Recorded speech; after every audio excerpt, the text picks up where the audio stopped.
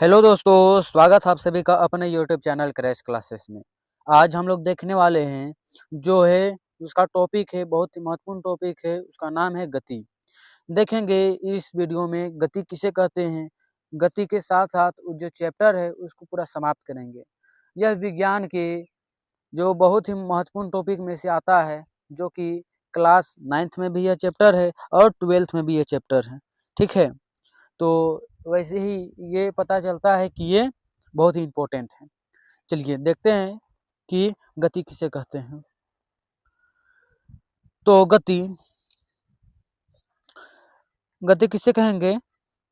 यदि किसी वस्तु की स्थिति, कोई वस्तु है उसकी स्थिति अन्य वस्तु की सापेक्ष, क्या है? अन्य वस्तु की अपेक्षा समय के साथ बदले तो उस वस्तु को अन्य वस्तु के सापेक्ष गति कहा जाता है। मान के चलिए कोई ये पास आदमी है, ठीक है? और ये पास कोई कार है, वो गति कर रहा है, ठीक है?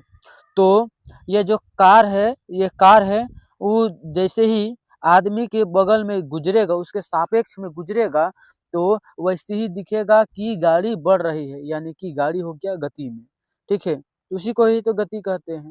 देखिए अन्य वस्तु की अपेक्षा, ये अन्य वस्तु यानी कि आदमी और ये कार है, ठीक है? तो उसी के सापेक्ष में गति कहते हैं, ठीक है? ये आप लोग समझ गए कि गति किसे कहते हैं। देखते आगे क्या, गति के प्रकार देखेंगे। गति कितने प्रकार है भैया? गति के 6 प्रकार हैं। गति कितने प्रकार हैं? गति के 6 प्रकार हैं। और इसमें से हम लोग गति के तो 6 प्रकार है, लेकिन इस वीडियो में हम लोग देखेंगे, कुछ नाम देखेंगे, नहीं तो इसका गति के प्रकार देखते ही पूरा वीडियो समाप्त हो जाएगा, लेकिन गति खत्म नहीं होगा, ठीक है? बहुत लंबा वीडियो चला जाएगा। तो पहला गति क्या है? सरल रेखीय गति। क्या है? सरल रेखीय गति। दूसरा है द्वितीय गति, वृत्तीय गति। दूसरा में क्या है? वृत्तीय गति। और तीसरा में है असमान गति, ईटीसी, यानी कि और, ठीक है? ये समझ गए आप लोग? चलिए हम लोग देखते हैं आगे क्या बोल रहा है कि विस्थापन। अब देखते हैं विस्थापन क्या होता है। विस्थापन, विस्थापन को क्या बोलते हैं? डिस्प्लेसमेंट। क्या बोलते हैं? डिस्प्लेसमेंट, ठीक है? ये तो आप लोग जान गए। इसका इंग्लिश देखते हैं हम लोग। क्या कहते हैं गति को, एक विस्थापन को? कहते हैं किसी निश्चित दिशा में, मतलब कि एक ही दिशा में जा रहा है, यानी कि एक ही दिशा में, किसी निश्चित दिशा में तय की गई दूरी को विस्थापन कहते हैं। ये तो आप लोग डायरेक्ट समझ गए। किसी निश्चित दिशा में तय की गई दूरी को विस्थापन कहते हैं। बहुत ही आसान भाषा में लिखा हुआ है और ये अपने हाथों से लिखा गया यह नोट है, ठीक है? क्या है? इसका दूसरा परिभाषा है जो कि बहुत ही हार्ड, जो कि किताबी भाषा में लिखा हुआ है। क्या है? किसी निश्चित दिशा में न्यूनतम सरल रेखीय दूरी को विस्थापन कहते हैं।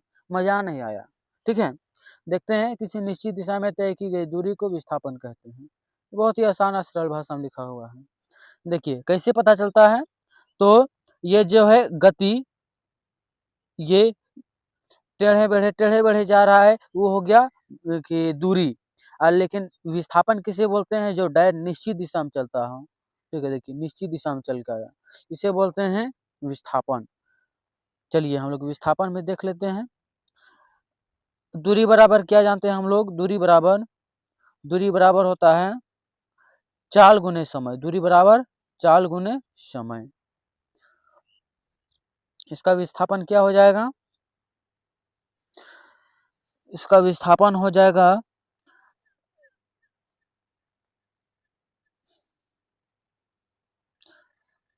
हाँ, कैसे निकालते हैं?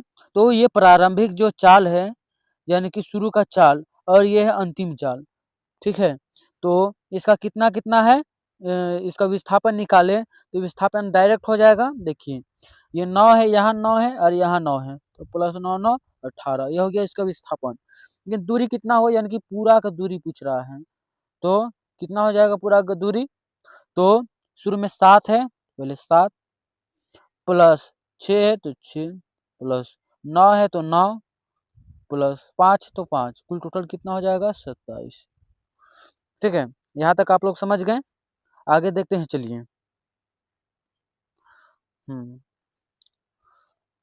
क्या बोल रहा है अभन? प्रारंभिक यानी कि प्रारंभिक पॉइंट और विस्थापन की निकालना है, और दिया है अंतिम पॉइंट। तो इसका भी हम लोग एक फॉर्मूला जानते हैं। क्या फॉर्मूला जानते हैं? हाँ, विस्थापन यानी कि दिया क्या है, देखिए दिया क्या है, ये दिया है 5 दिया है, और ये दिया है 12। तो सबसे पहले जानिए इसका दूरी। दूरी दोनों को जोड़ दीजिए, दूरी कितना हो जाएगा? दूरी हो जाएगा 12 5 17, ये हो जाएगा दूरी। ठीक है,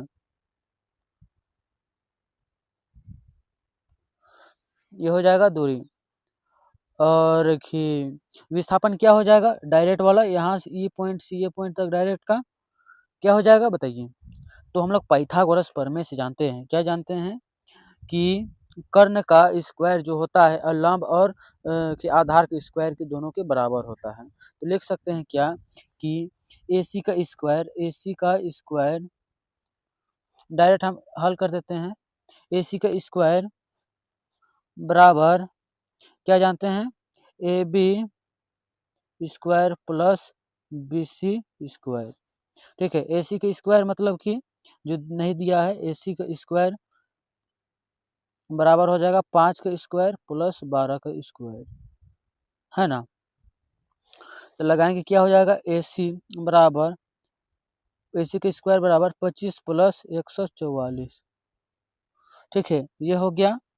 और 25 से 144 कितना हो जाता है? 169 हो जाता है, जो कि रूट अंडर AC बराबर हो जाएगा, जो कि हो गया रूट अंडर 69 हटाएंगे तो हो जाएगा 13। ठीक है, ये हो गया इसका विस्थापन। विस्थापन कितना हुआ? 13। समझ आया आपको इतना? ठीक है, चलिए हम लोग आगे बढ़ते हैं। वही किया है पाइथागोरस प्रमेय का प्रयोग करके।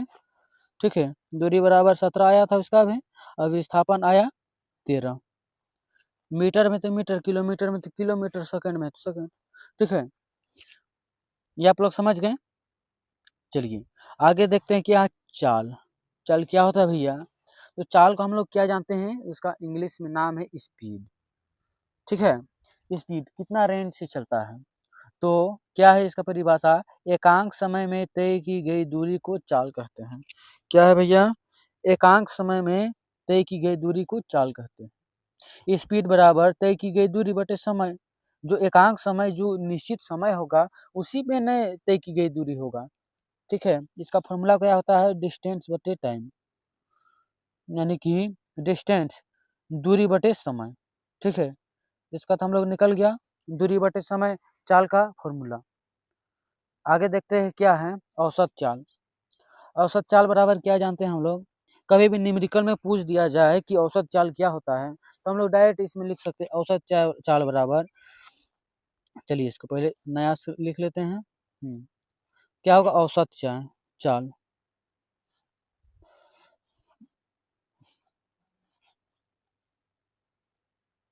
औसत चाल ना, ठीक है। क्या होता है औसत चाल बराबर? औसत चाल बराबर होता है क्या? 2xy, ठीक है, बटे x इंटू वाई। क्या हो जाएगा? देखिए 2xy बटे का xy।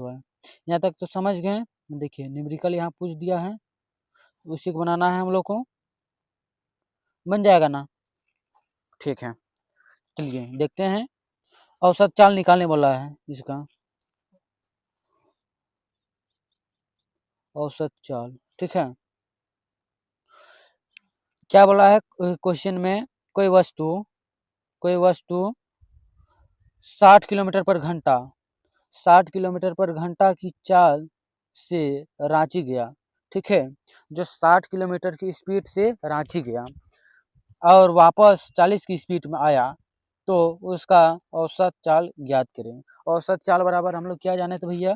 औसत चाल बराबर 2 इंटू एक्स कितना है? 60 इंटू वाई कितना है? 40 बटे एक्स प्लस वाई, यानी कि 40 प्लस 60, यानी कि 60 प्लस 40, तो हो जाएगा कितना इसका?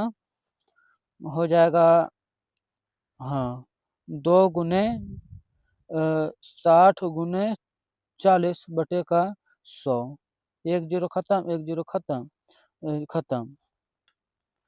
ठीक है, तो क्या हो जाएगा, 6 चौके 24, 24 दूनी 48। ये हो गया इसका आंसर।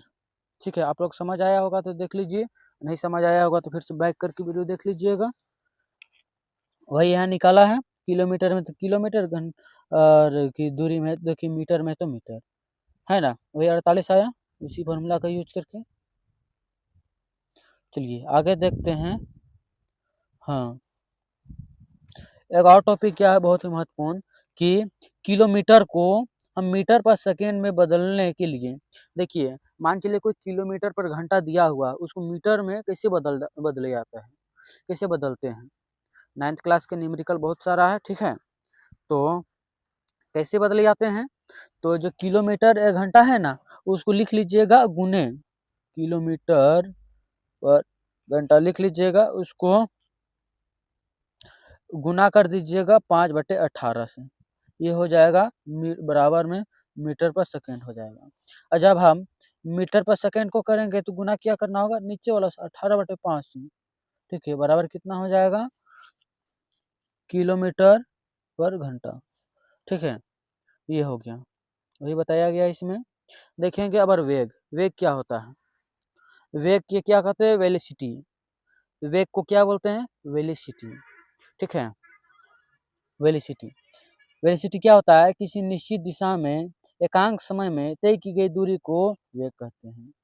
क्या कहते हैं भैया, देखिए किसी निश्चित दिशा में मतलब कि एक ही दिशा में, एकांक समय मतलब कि जितना सेकेंड हुआ, सेकेंड में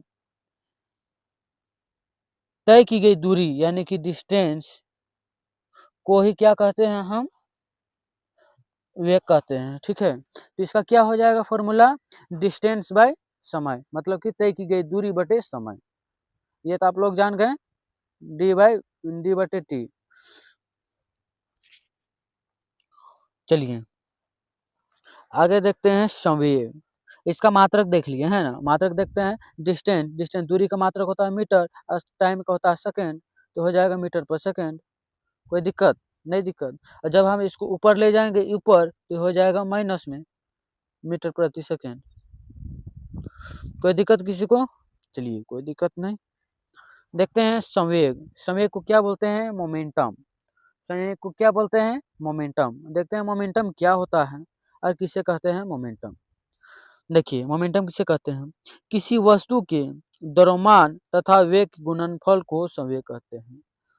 क्या बढ़ रहा है, किसी वस्तु का द्रव्यमान यानी कि मास और वेग के गुणनफल को, वेग को क्या कहते हैं भैया, वेलोसिटी, को ही हम क्या कहते हैं, संवेग कहते हैं। बाहर है,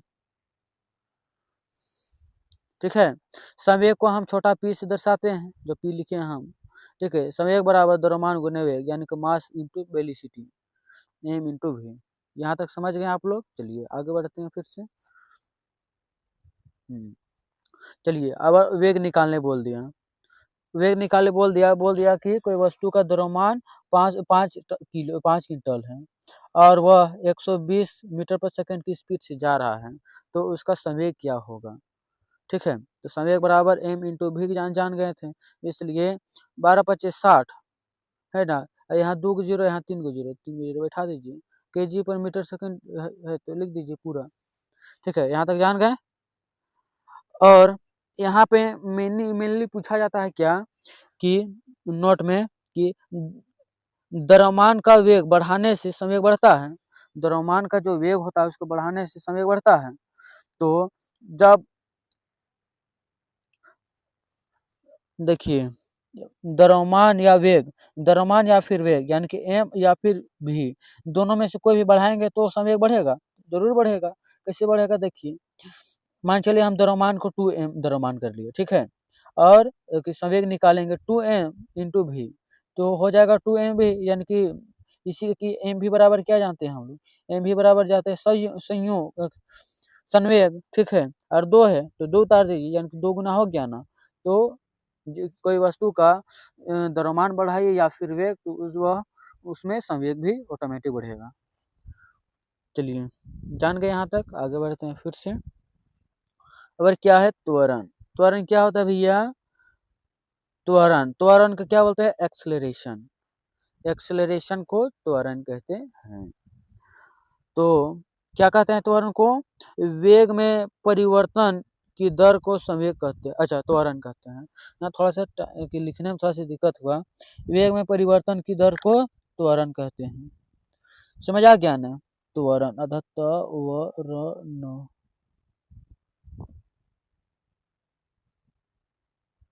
ठीक है। चलिए त्वरण कहते हैं, त्वरण कहते हैं। यहाँ तक समझ आ गया आप लोग को? चलिए आगे देखते हैं। इसमें छोटा सा परिभाषा लिखा गया है त्वरण का, जो किताबी भाषा में है। क्या है? एकांक समान समय, एकांक समय किसी समय के वेग परिवर्तन की दर को संवेग के त्वरण कहते हैं। यहाँ फिर से लिखा गया है त्वरण, यहाँ लिख लीजिएगा आप लोग, है ना। और नोट चाहिए तो आप लोग मुझसे संपर्क कीजिए, व्हाट्सएप नंबर पर मैसेज कीजिए, है ना। व्हाट्सएप नंबर है मेरा 72 092 63 958, ठीक है। ये हुआ मेरा मोबाइल नंबर।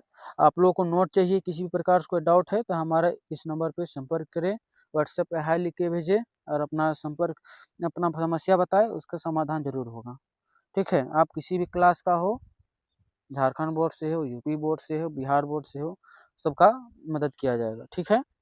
आप लोग आगे बढ़ते हैं। चलिए हम लोग क्या है, हाँ, त्वरण, त्वरण का फॉर्मूला क्या होता है भैया? त्वरण का फॉर्मूला हो जाता है कि वेग परिवर्तन बटे समय, वेग परिवर्तन मतलब वेलोसिटी भी बटे समय टाइम, ठीक है। तो यह भी हो गया प्रारंभिक वेग, और कि भी हो गया अंतिम वेग बटे समय यानी टाइम, ठीक है। मात्रक क्या हो जाएगा? भी, जो भी यू होता है मीटर में होता है, ठीक है, वेलोसिटी वेग, और जो टाइम होता है वो सेकंड स्क्वायर में है, हाँ, ठीक है। ये इसका फॉर्मूला होता है मात्रक। इसका हो जाएगा मीटर पर सेकंड स्क्वायर, माइनस यहाँ लगा हुआ यानी कि बटा हटा हुआ है, ठीक है। यहाँ तक समझ गए आप लोग? चलिए आगे देखते हैं। क्या बोल रहा है भैया कि यदि कोई बाइक 60 किलोमीटर से अगले सेकंड में 65 फिर 70 फिर 75 हो जाती है तो उसका त्वरण ज्ञात कीजिए। मतलब बढ़ा 5 के एक एक सेकंड में 5 बढ़ रहा है, ठीक है।